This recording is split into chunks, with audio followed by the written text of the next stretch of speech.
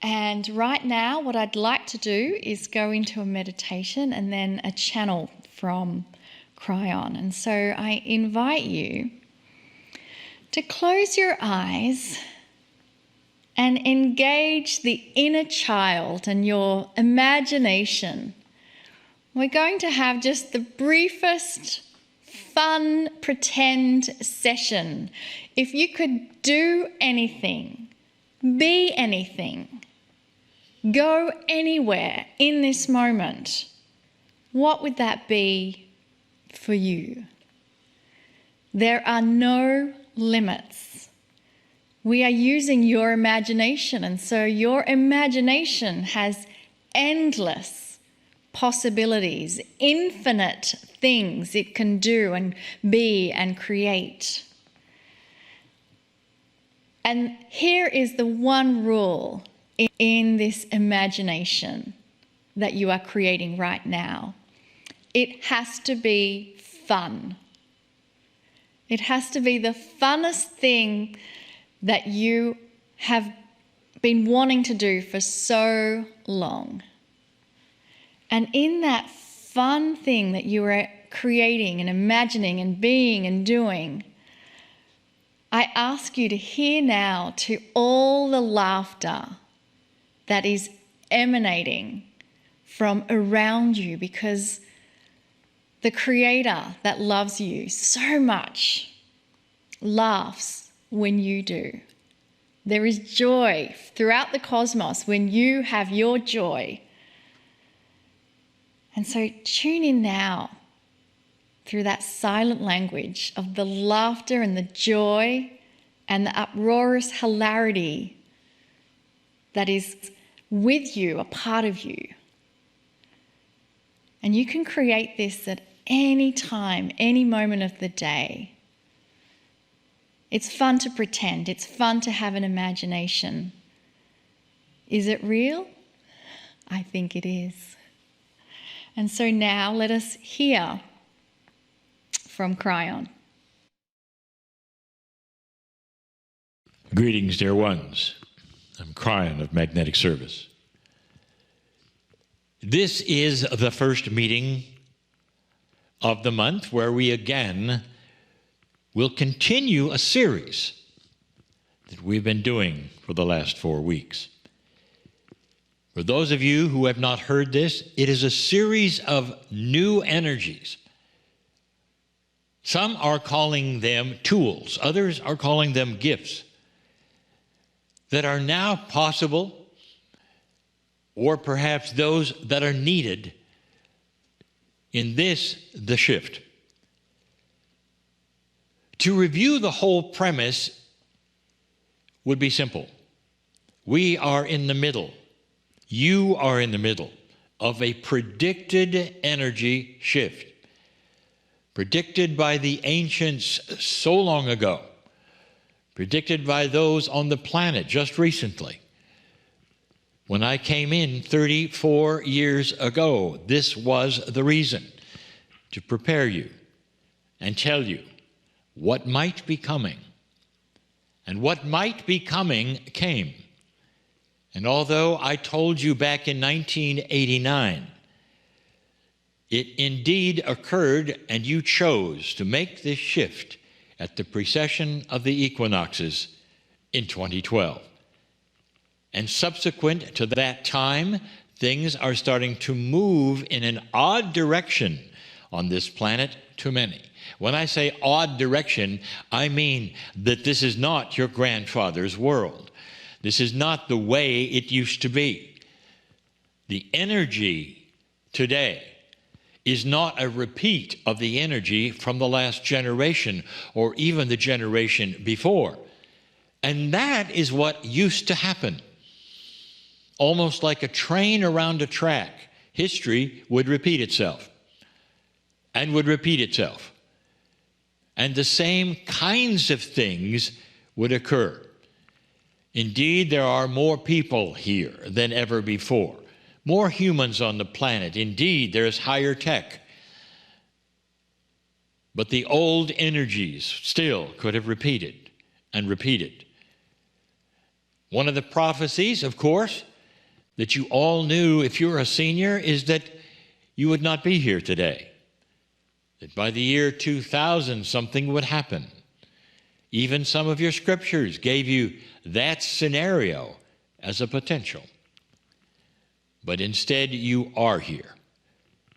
And you are here on purpose in a new energy that is starting to work on this planet truly in miraculous ways. There is a cleanup starting to happen.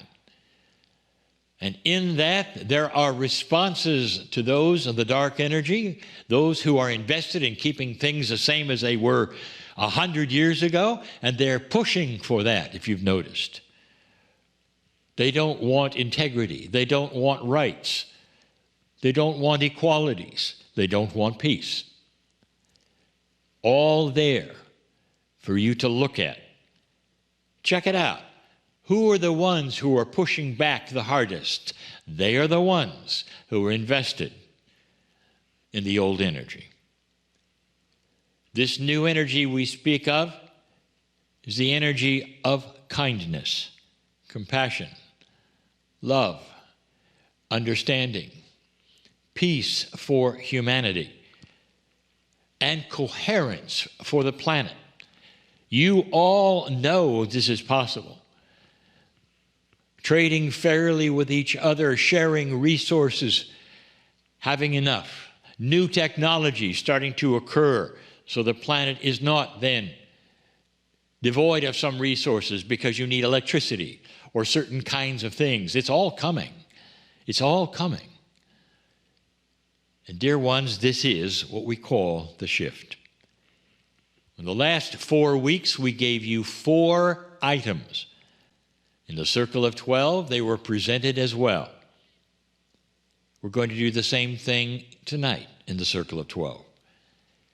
This particular item, number 5 of 8, is something it may seem like we have spoken of before, and we have, but perhaps not in this way. Another premise. If you're going to have this evolution of humanity, evolution of a higher consciousness occur, there are some things that the old souls should have. And if they have these things, this will be a quickening of higher energy for the planet, of higher vibration, you might say, of higher thinking, of evolved consciousness, you might say. Something you're going to begin to see in leadership and in business. Much more cooperation, a lot less competition and hate. That's the new energy. And what you're going to find within that mixture is something you really want. You're going to say, this works. We didn't think it would, but it does. People are starting to agree. There is more peace here. There's less anxiety here. There's a lot less fear here. There's actually hope for the future. And you're beginning to see that. And this is different. How long have you lived on this planet where almost every day there'll be somebody who tells you we're doomed? All of you are doomed. All of us are doomed, for the future is not bright. How many of your movies show a not bright future? The answer is a lot of them. How are you programmed to see where the planet is going? Programmed? Your movies, they program you. Your parents, they program you. Your institutions of spiritual knowledge, they program you. What are they telling you might happen or is going to happen? What are they setting you up for that's fearful? Dear ones, that is not the future. That's an old idea of the future, based upon old prophecies, old energy, and old earth, and the idea that history has to repeat itself yet again. What if all that were different? What if instead there is peace on this planet? There are resources you don't expect. There is health for entire continents coming that you don't expect because of inventions and discoveries that you don't expect. All of that is what I see. Here is a tool that is something that is very needed. It's also a gift for some who don't have it. I will give it a name now. It's different from the last time I talked about compassionate action. This one is called automatic compassionate action. What does that mean? It's a countenance, if you want to call it. It's an attitude, if you want to call it that, of an old soul, a light worker, when confronted with confrontation. When something is targeted to you, what do? Normally, you defend. That is an old energy concept, which then, of course, leads to further defense, argument, and dysfunction. We have spoken of compassionate action before, but not necessarily that which is targeted toward you as a result. Someone accuses you of something, or looks at you and tells you something that is unpleasant about yourself. True or not true? What is your reaction? What if it becomes automatic compassionate action? Compassionate action is compassion for the situation, even if it's an unusual one like this, and then an actionable item that accompanies the compassion. So let's put this forward. You have something that is in front of you, perhaps which is an accusatory attitude. And instead of a reaction, you observe in your own mind what is taking place. The first thing you might realize is that the person in front of you is not themselves. They're having a bad day, or they're angry. What is their issue that you can help them with, apart from what they've said? What can you say that would disarm anything that they have said? You don't have to agree with them if they call you a name, but you could be compassionate to them. I'm sorry that you feel that way. I'm sorry you're having a bad day. Perhaps we should discuss this later, or I can feel what you're saying. I can feel that something is wrong here.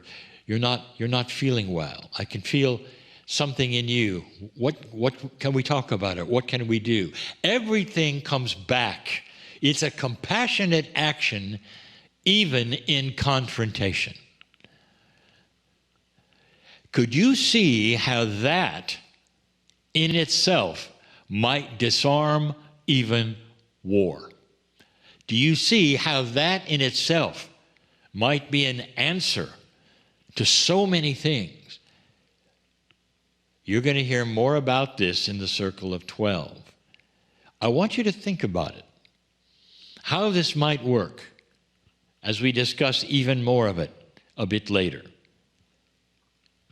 Dear ones, I present this particular item as a tool to be exercised, practiced, and used.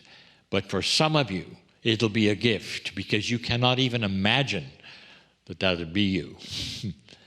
It can be. It will be, if you choose it to be. Automatic, compassionate action.